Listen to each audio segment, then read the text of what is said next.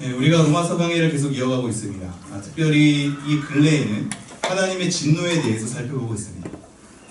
하나님의 진노에 대해서 살펴보는 이유는 복음 자체가 하나님의 의를 드러내는 거고, 하나님의 의란 하나님의 오르심, 언약적인 신실하심, 하나님의 하나님 되심이라고 했죠. 이 하나님의 의를 드러내려니 하나님의 의와 반역하는 불경건, 불의 때문에 하나님의 하나님 되신 스스로가 진노를 할 수밖에 없는 상황에 처한다고 했습니다. 우리가 하나님을 알만한 것들을 우리 안에, 내면에, 그리고 이 피조세계에 하나님께서 부여해 줬음에도 불구하고 하나님을 영화롭게도 하지 않고 감사치도 하지 않는 우리의 상태가 된 거죠. 그래서 결국은 하나님의 진노가 계속 펼쳐지고, 그 진노의 극치가 우리 가운데 어떻게 펼쳐진다고 했죠? 내버려 두심으로 펼쳐지고 있죠. 내버려 두심은 하나님의 방관이 아니라 적극적 하나님의 진노의 활동이라고 했습니다. 그 내버려 두심은 의외로 우리가 우리의 결정과 우리의 자아의 선택대로, 한마디로 내 마음대로, 내 내키는 대로, 내가 생각하는 대로, 내가 하고 싶은 대로 행하는 자유와 존중을 받는 것처럼 착각이 되나, 사실상 그것은 하나님께서 더 이상 어떠한 형벌로 우리를 채근하시는 것이 아니라 우리 스스로를 내버려 두시는 적극적 진노의 활동 때문에 우리가 더욱더 죄에 사무치게 된다 그랬죠. 그래서 우리가 순리로 쓸 것을 영리로 쓰게 되는 21가지의 죄악을 더하게 되는 이 내팽겨짐 속에서 적극적인 우리의 죄 활동이 더욱더 일어난다고 했습니다. 이러한 죄가 일어나는 가운데 하나님께서 그것에 대해서 분노한다는 걸 알고도 자기들만 행할 뿐만이 아니라 그 일을 행하는 자들에 대해서 옳다고 한다고 그랬죠. 이 한 무리가 있다고 했습니다. 그 죄에 대해서 눈 감아주고 오히려 적극적인 동의와 지지를 해주는 거죠. 너가 그렇게 행하는 것은 옳다 라는 적극적 지지 가운데 결국 서로의 죄를 인식할 수 없는, 죄는 더욱더 팽배해진다 그랬죠. 이게 사실 중요하죠. 가장 못된 짓은 우리가 보기에 선한 행동을 악한 행동으로 뒤바꿨을 때야. 여러분은 잘 알다시피 옛날에 그게 유행했었죠. 할머니가 무거운 짐을 들고 가다 힘들어서 학생, 나 이것 좀 도와줘. 그 학생이 도와줬더니 나중에 어떻게 됐었죠?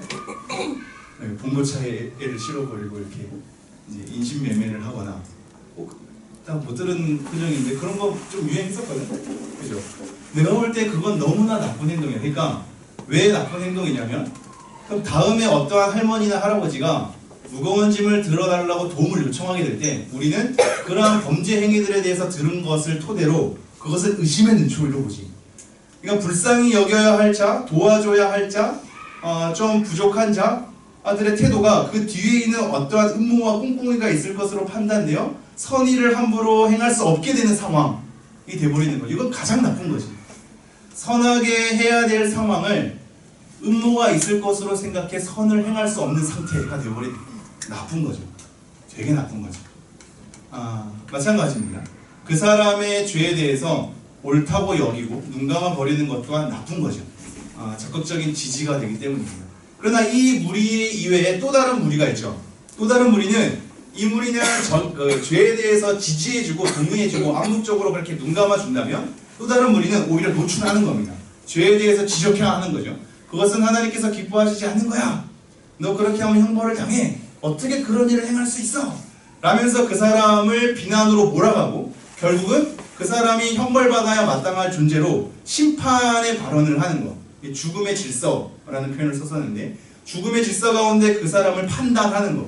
그러니까 이것은 정상적인 이해력, 정상적인 분별력, 우리가 마땅히 이성을 가진 존재로서 하나님의 뜻, 아니면 우리 일상에 대한 이해를 분별하는 분별력이 아니라 그 사람을 죽음의 질서로, 심판의 형태로, 나는 심판자가 되는 것처럼 그 사람을 죽이는 형태에 관한 판단하는 무리가 있다고 그랬죠. 이 무리의 무서움은 그 사람이 어떠한 죄를 공개적으로나 아니면 사적으로 죄를 지적함을 통해서 나는 그 무리에 속하지 않는 것처럼 착각하는 형태가 일어난다고 했죠. 근데 이거는 비단 우리에게 흔히 일어나는 거예요.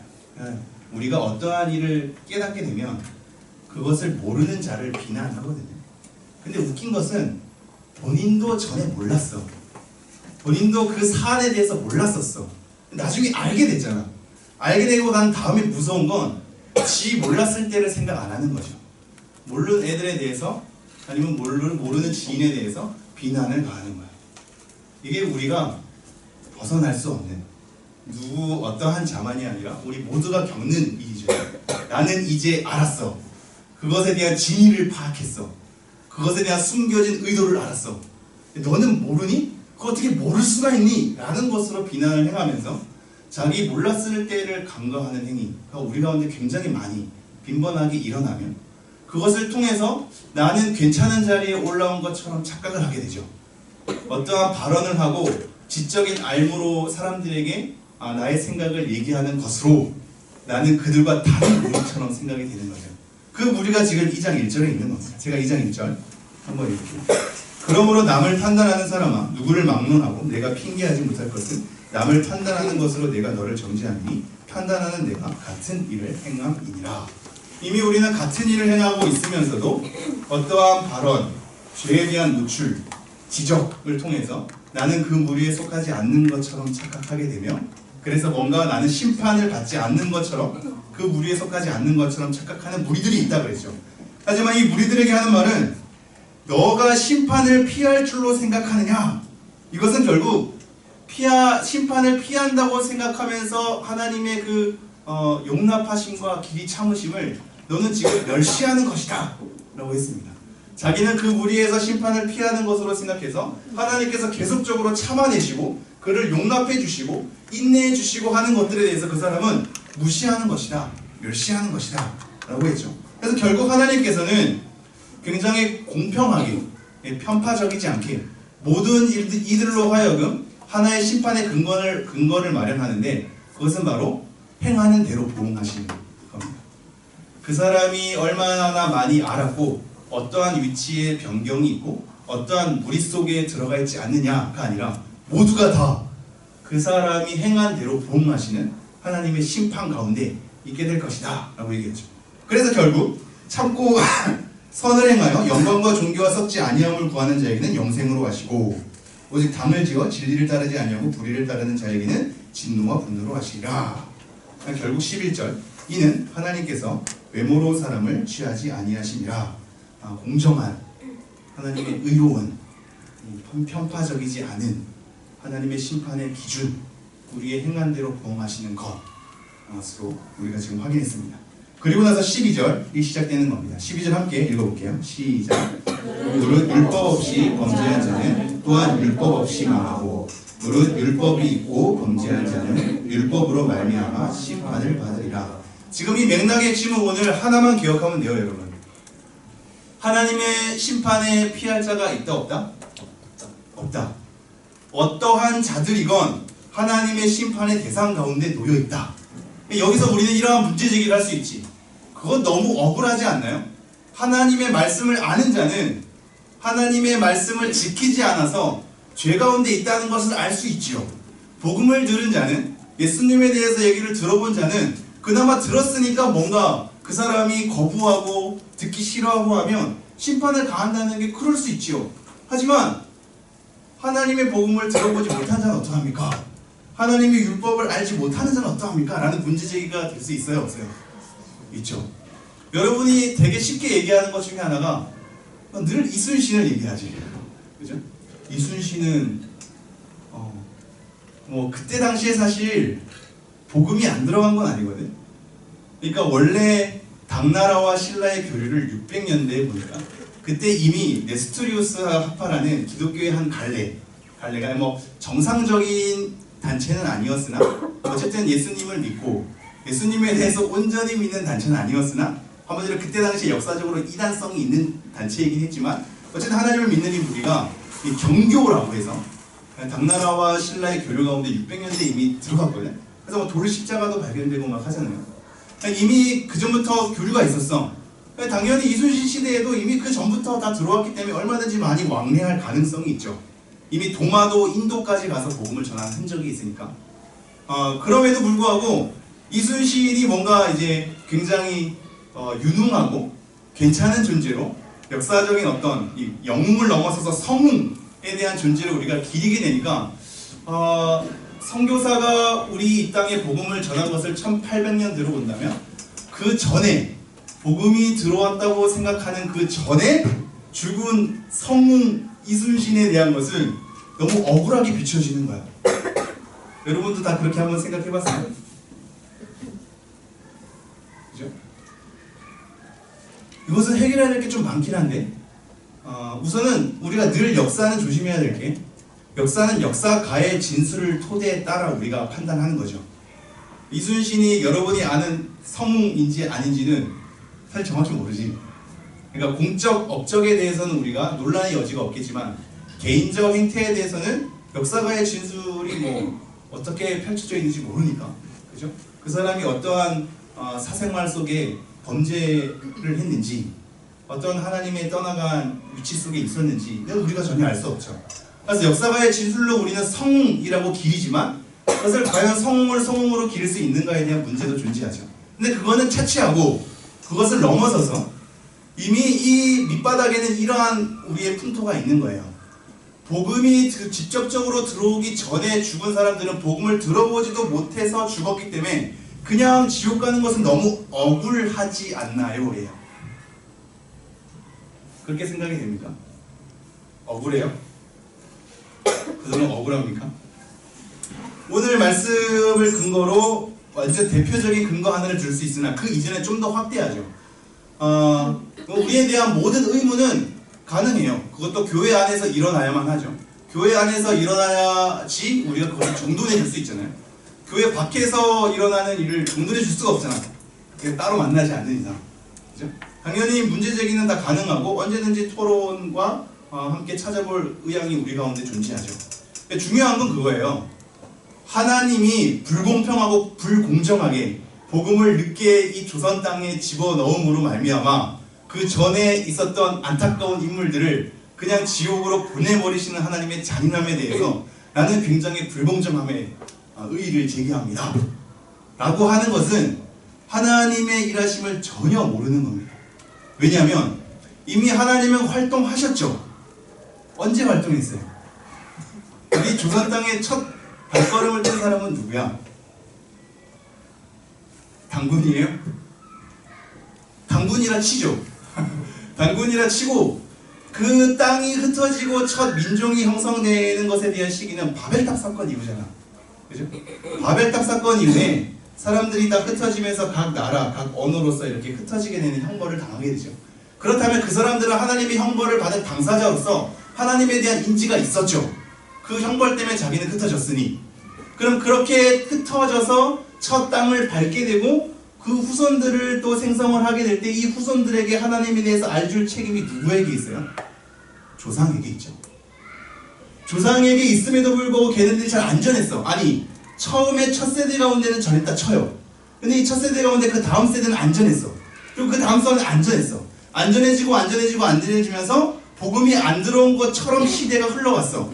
그러면서 나중에 다시 선교사를 통해서 들어왔어. 그럼 이 안 들어온 기간 동안 하나님이 이 한국 땅을 내팽개치고 하나님께서 복음을 제대로 주어지지 않는 그 불공정함이 하나님께 있는 거예요?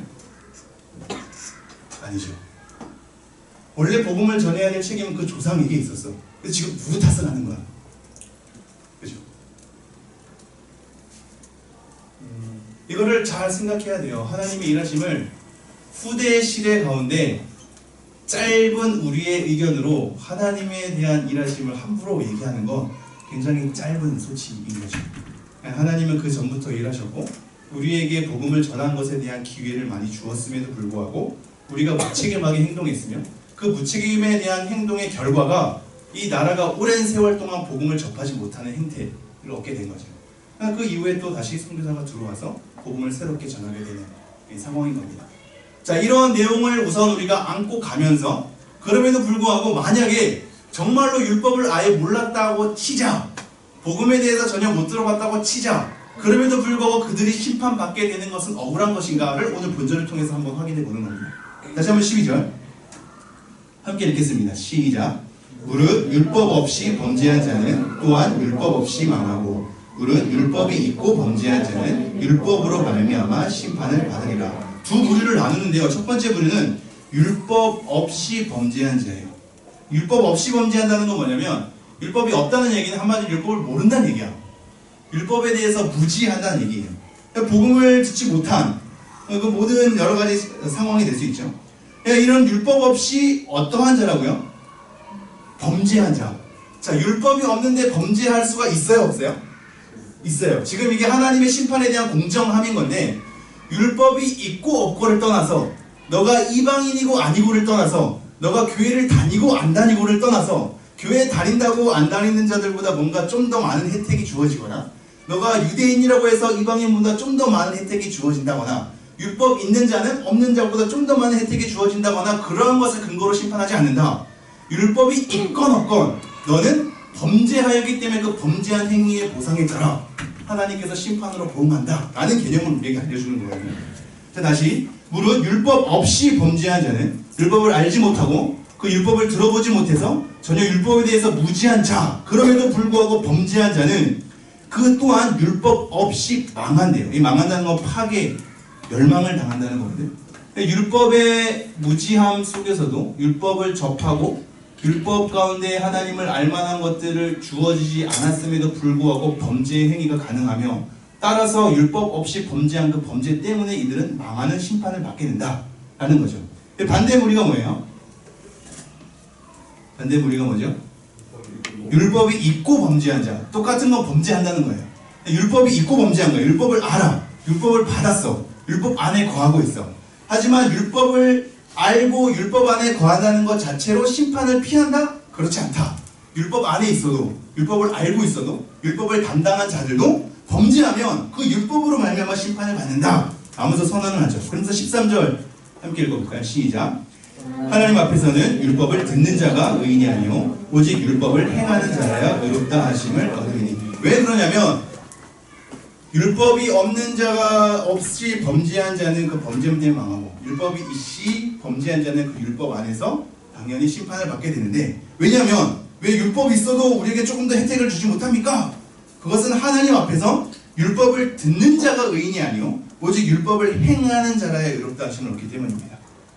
율법을 행해야지 율법을 들었다고, 율법을 안다고, 율법을 담당한다고, 율법을 가르친다고, 율법을 매일 읽는다고 그 심판에서 벗어나지 않는다. 듣는 자가 의인이 되는 것이 아니고 율법을 행하는 자라야 의롭다 하심을 받는다라는 겁니다. 그렇기 때문에 하나님의 말씀을 알고 듣고 복음을 접한다고 해서 하나님의 심판에서 벗어날 수 있다 없다? 없다. 네. 다시 한번 14절 15절 함께 읽도록 하겠습니다. 시작. 율법 없는 이방인이 본성으로 율법의 일을 행할 때에는 이 사람은 율법이 없어도 자기가 자기에게 율법이 되나니 이런 이들은 그 양심이 증거가 되어 그 생각들이 서로 혹은 고발하며 혹은 변명하여 그 마음에 새긴 율법의 행위를 나타내느니라. 자, 지금 12절에 율법 없이 범죄한 자, 율법 있이 범죄한 자 둘 다 심판을 받는 거 선언하고, 왜 율법이 있는데도 심판을 받아야 됩니까? 라고 할 때 13절이 율법을 듣는 자가 의인이 아니요 율법을 행하는 자라야 의롭다함을 받는다. 그러면 이방인은 어떻게 합니까? 에 대한 보충 설명을 하는 거야. 이 14절 15절이 가로로 되어 있죠. 이 가로는 원문에는 없어. 원문은 근데 NIV에는 있어. 우리 개혁 개정판에도 있어. 그러니까 이것을 약간의 나중에 삽입된 부연 설명으로 보는 경향인 건데 저는 전혀 그렇지 않다고 생각합니다. 이 가로를 없애도 돼요. 위에 맥락에 따라 그냥 자꾸 설명을 하는 거야. 확장시키는 거야. 그 율법이 있는 자에 대한 근거를 말했다면 이번에 율법을 없는 자에 대해서 다루는 건데, 잘 봐요. 율법 없는 이방인이 무엇으로? 본성으로. 이 본성이 21장 26절에 보면 왜 그 순리대로 쓸 것을 바꾸어 영리로 쓰며 있죠. 그 순리에 대한 거. 본성이 순리랑 똑같은 단어예요. 자연 질서라고 볼 수 있어요. 자, 이것을 기억해야 되죠. 율법 없는 이방인이 본성이 뭐라고요? 순리. 그 순리가 뭐라고요? 자연 질서. 이 자연 질서는 뭐죠? 도덕법이에요. 인간 안에 하나님의 율법을 직접 받지 않아도 인간이라는 이 상태 자체가 그 내면에 어떠한 자연 질서를 부여받은 상태로 창조되게 되는데, 그 자연 질서는 도덕법으로 우리가 알습니다. 도덕법.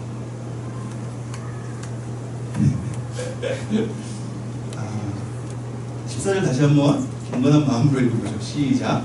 율법 없는 이방인이 본성으로 율법의 일을 행할 때에는 이 사람은 율법이 없어도 자기가 자기에게 율법을 얻는다. 이 맥락을 잘 보십시오. 율법 없는 이방인이야. 율법을 알지 못해. 받지도 않았어. 율법 안에 거하지도 않아. 그럼에도 불구하고 이 이방인이 심판받을 수밖에 없는 근거를 하나 마련하는데, 그게 뭐냐면 하나님은 모든 인간을 창조할 때 율법이 있건 없건 그 사람의 인간된 자체에 그 안에 자연 질서라는 순리를 하나님께서 허락하셨는데, 그 인간에게 도덕법이라는 것이 있는 거다. 그래서 이 본성으로 율법의 일을 행하는 거야. 율법을 모르는데 율법의 일을 행해. 한마디로 하나님 말씀을 모르는데 하나님께서 뜻하신 바에 대한 선한 일들을 이 사람이 더듬어서 그것을 행하는 거야.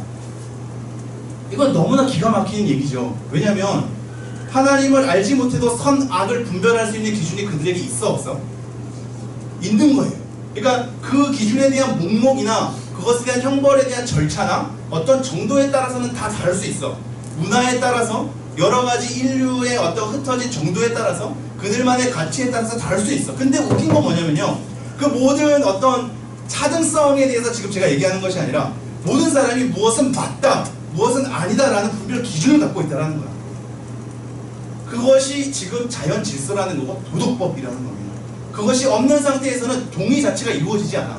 우리가 왜 사회성에 대한 군집을 이루고 살 수 있죠? 군집을 이룰 수 있을 만한 동의와 아니면 그것을 거절하는 것에 대한 나름의 기준이 있기 때문이야. 우리가 인간으로서 이건 해야 되지 않니? 라는 것에 대한 기준이 서로 하나님 말씀을 알지 못함에도 불구하고 통용이 되는 거죠. 율법을 받지 않아도 하나님의 율법의 일을 행할 수 있어. 왜냐면 그 사람에게 도덕법이 주어져 있기 때문에. 그래서 어떤 것은 옳고 어떤 것은 그른, 어떤 것은 맞고 어떤 것은 아닌, 이거는 해야 될 만한 가치가 있고 이것은 하지 말아야 될 가치인 것에 대한 분별이 하나님에 대한 말씀을 알지 못함에도 불구하고 모든 사람들 가운데 내재되어 있다고요. 그러니까 합의가 이루어지는 거고 법률이 제정되는 거고 나름대로의 규칙이 마련될 수 있는 거야. 여러분, 이건 너무나 중요합니다. 율법 없는 이방인이 본성으로 율법을 행할 때에는 이 사람은 율법이 없어도, 즉 하나님의 말씀 이것을 알지 못하고 무지하고 받은 바가 없어도 뭐가 뭐에게 율법이 된다고요? 자기가 자기에게 율법이 된다고. 이 본성 때문에, 내가 가진 도덕법 때문에 무엇이 옳고 그르고 무엇이 맞다 아니다라는 걸 내가 얘기할 수 있는 어떤 마음의 상태가 있다라는 이 도덕법 때문에 이것이 나에게 오히려 이제 뭐죠? 율법이 되는 거죠. 자기가 자기에게 율법이 되나니. 자, 15절 함께 읽겠습니다. 시작. 이런 이들은 그 양심이 증거가 되어 그 생각들이 서로 혹은 고발하며 혹은 변명하여 그 마음에 새긴 율법의 행위를 나타내느니라. 자, 이 15절 초두에는 이렇게 번역이 되어 있어요. 그러니까 이런 이들은 그 마음에 새긴 율법의 행위를 나타낸다. 이게 초두에 나와 있어. 자, 자기가 자기에게 율법이 되어서 이런 이들은 그 마음에 새긴 율법의 행위를 나타낸다. 내가 가지고 있는 이 본성, 순리, 자연질서, 도덕법 때문에 내가 어떠한 일을 행하게 될 때 행해야만 한다라는 것에 대한, 이게 정언 명령이라고 하잖아. 행해야 된다라는 것에 대한 어떤 법에 대한 굴레 속에서 자기가 자기에게 율법이 되므로 내 마음속에 있는 것이 자꾸 나타내지는 거야. 자기가 이제 율법의 행위대로 지금 살아가는 것을 나타내고 있는 거죠. 자, 이런 이들은 그 마음에 새긴 율법의 행위를 나타내느니라. 근데 뭐가 지금 딱 떠오르냐면 그 양심이 증거가 돼요. 뭐가 증거가 된다고요? 양심. 잘 봐요. 양심 동그라미 치고, 그 다음에 그 뭐가 서로 고발한다고요? 생각. 자, 그 생각들이 서로 혹은 고발하며, 이 고발하는 것은 이제 법적인 용어야. 자, 변명이라는 것도 법적인 용어예요. 변호하는 거야. 혹은 변명하여 그 마음에 새긴 율법의 행위를 나타내느니라. 지금 양심, 생각, 마음 세 개가 지금 나타나고 있어요. 그 사람의 본성, 자연 질서, 순리, 그래서 도덕법이 우리의 양심, 우리의 생각, 우리의 마음 속에서 이것이 다 이루어져 만들어져 가고 있는 거예요. 그러니까 이 마음에 어떤 율법의 행위가 나타나게 되는 거고, 나타나게 되는 동기가 우리 이 안에 인간에게 보여진 양심 때문에 그런 거고, 그 양심에 대해서 이 사람의 생각이 다 연결되는 거죠. 그러니까 양심은 감정의 상태만이 아니라 그 사람에 대한 이성의 상태 판단이기도 한 거죠. 그러니까 이 이성과 이 생각과 이 마음과 그 안에 있는 양심, 이 세 가지가 다 서로 영향을 주면서 그 사람에게 부여된 도덕법을 발휘하게 되어 있는 거죠. 그것으로 이방인은 당연히 심판의 근거가 된다라고 얘기하고 있어요. 그러니까 하나님의 말씀 몰랐으니까 봐줘야 되는 거 아닌가요? 난 하나님 믿지도 않았는데 왜 그것을 따라야만 하죠? 아니, 저는 복음 들어보지도 못했습니다. 율법을 읽을 시간도 없었어요. 저는 그거 전혀 들어본 적도 없어요. 라는 것으로 하나님의 심판을 피할 수 없는 것은 율법 없이도 너가 너에게 율법이 되는 그 도덕법 때문에 너는 당연히 심판을 받아야 될 근거를 마련하고 있다. 너의 양심이 그것을 증거하고 너의 생각이 그것을 증거하고 너의 마음이 그것을 나타내고 있다라고 얘기하고 있는 거예요. 제가 다시 한번 15절. 이런 이들은 그 양심이 증거가 되어 그 생각들이 서로 혹은 고발하며 혹은 변명하여 그 마음에 새긴 율법의 행위를 나타내니라. 서로 고발하고 변명하면서 자기가 어떤 법적인 심판에서 벗어나는 것처럼 자꾸 항의하겠죠. 그러나 그 사람 마음 가운데 있는 도덕법, 양심, 생각들이 서로 충돌을 일으키면서 이것이 나타내지는 거예요. 하나님 앞에 심판받을 근거로 자꾸 사용이 되는 겁니다. 그러면서 16절 이렇게 얘기하고 있죠. 함께 읽겠습니다. 시작. 곧 나의 복음에 이른 바와 같이 하나님이 예수 그리스도로 말미암아 사람들의 은밀한 것을 심판하시는 그날이라.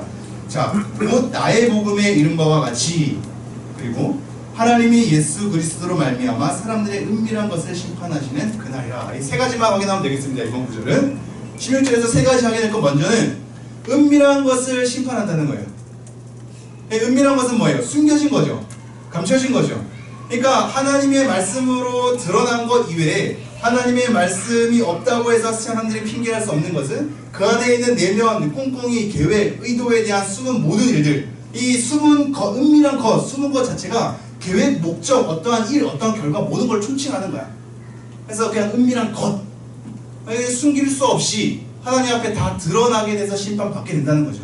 율법 없이 사는 너도, 율법을 들어본 적도 없고 율법에 대해서 알지 못하는 너도 결국 너가 가지고 있는 이 도덕법으로 말미암아 너가 너에게 율법의 행위가 굴레가 씌워지면서 너의 양심과 생각과 마음이 그것을 너에게 나타내고 있다. 그러므로 다른 사람이 보기에는 선한 것 같으나 너에 대한 은밀한 것을 내가 알고 있으니 그 은밀한 것을 다 까발려서 심판하겠다라는 겁니다. 근데 이 심판이라는 것이 지금 뭘로 소개되고 있어요? 복음으로 소개되고 있다는 게 두 번째입니다. 첫 번째는 은밀한 것을 심판한다. 두 번째는 16절에 이것이 복음으로 연결되어 있어요. 그러니까 복음은 뭐예요? 여러분이 건전함을 받는다, 구원 받는다라는 것으로 간단하게 끝나는 거라 그랬어요? 아님을 계속 생각해야죠. 하나님의 크심, 하나님 계심으로 다 모든 것이 총칭되어 있지. 그래서 하나님의 진노가 담겨 있고 결국 하나님의 말씀 없이 살아가는 사람도 결국은 심판받을 것에 대한 나중의 일들 또 다 담아내고 있죠. 그러니까 이것이 우리의 세계관으로 잡혀야 돼. 처음 시작이 하나님으로 시작되어서 하나님의 의로움으로 시작되는데 그것을 거절한 우리, 그래서 하나님의 진노로 다시 한번 가고 그 진노 가운데 우리가 하도 악을 범하니까 그 진노의 한 형태인 내버려 두심 가운데 악은 더욱더 팽배하게 되고 그런 가운데 악을 동조하는 무리와 악을 지적하는 무리가 나누지만 결국 이 모든 사람들이 다 행한 대로 하나님 앞에 심판을 받게 되는 하나님의 심판의 공평성, 편파적이지 않음을 우리에게 딱 드러내고 있는 거죠. 이 흐름 가운데 지금 이 복음은 나중에 심판할 것까지 다 포함하고 있는 거예요. 결국은 은밀한 것을 드러내서 심판하신 하나님이 복음으로 소개되고 있는 겁니다. 이 복음과 심판에 끼어있는 존재가 누구예요? 예수 그리스도로 말미암아. 심판에 연결될 분도 예수 그리스도로 말미암아고 이 복음에 연결된 것도 예수 그리스도로 말미암아입니다. 나의 복음이라는 얘기가 바울이 내 복음, 뭔가 자기가 복음을 만들어낸 것 같은 느낌이 들지만 이 나의 복음은 예수 그리스도로 말미암아 나에게 주어진 복음이 되는 거죠. 그래서 복음에는 예수 그리스도로 말미암아가 끼어있고 심판에도 예수 그리스도로 말미암아가 끼어있는 이 세 가지 형태, 복음에 대해서, 예수 그리스도에 대해서, 심판에 대해서 마지막 16절이 마무리를 하고 있습니다. 정리하죠. 엄청난 은혜로운 멘트죠. 정리하죠.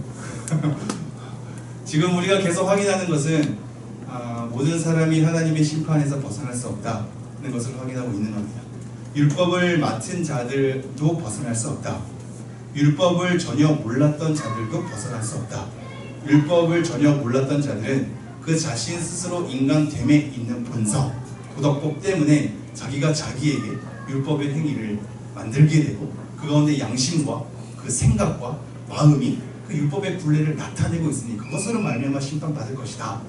율법을 아는 자들도 아는 것으로 끝나지 않는 것은 아는 것이 의롭게 만드는 것이 아니고 행하는 자라야 의로움을 만드는 것이니 너가 율법을 알고 맡았다고 해서 심판을 피할 수 없다. 결국 이 심판은 복음 안에 담겨져 있으면 그것은 예수 그리스도로 말미암아 우리에게 던져지고 있다 라는 것으로 오늘 본문을 마치고 있습니다. 우리가 하나님의 심판 아래 피할 수 없는 존재라는 걸 계속적으로 확인하면서 그러기에 누구를 기대해야 할 것인지를 우리의 내면에서부터 좀 갈망으로 흘러나오는 우리 모두가 되었으면 좋겠습니다. 기도하겠습니다.